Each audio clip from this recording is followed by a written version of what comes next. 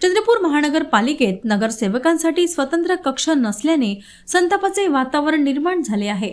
नगरसेवकांसाठी राखीव असलेले दालन सभागृह नेत्या जयश्री झुमडे यांना देण्यात आल्याने इतर नगरसेवकांसमोर बसण्याचा प्रश्न निर्माण झाला आहे। याच्या निषेधार्थ काँग्रेसचे नगरसेवक अभिषेक डोईफोडे यांनी महापालिकेच्या पायऱ्यांवर बसून आंदोलन केले। नगरसेवकांच्या हक्काची जागा काढून घेणे हा लोकशाहीचा अपमान असल्याची भावना त्यांनी व्यक्त केली।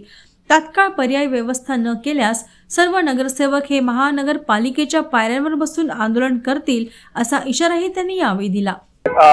आज पालिकेमध्ये इथं येऊन बसण्याचं कारण हे होतं की जे सभागृह नेता आहे नवीन निवडलेले आपल्या भाजपचे, जो नगरसेवकांची कक्षा होती आणि जे सगळे नगरसेवक आहे आपल्या शहराचे, ती कक्षा त्या सभागृह नेत्याला दिली गेली आहे। यांच्या गटबाजीमध्ये आपले जे पण नगरसेवक आहे त्यांची जे बसायची कक्षा होती ते त्यांना गेली।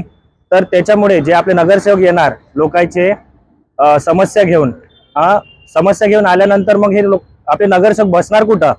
हे नगरसेवकांचा पण अपमान आहे आणि जे सामान्य जनतेचे जे प्रश्न घेऊन येणार आणि जे सामान्य जनता आहे यांच्या पण प्रश्नांचा आणि यांच्या पण हक्काचा अपमान आहे। तर माझी या प्रशासनाला विनंती आहे, जर तुम्ही सभागृह नेत्यासाठी जर एक ऑफिस ठेवता तर तुम्ही पहिले नियोजन करा ना। नगरसेवकांची बैठक कक्षा काऊन तुम्ही घेतली?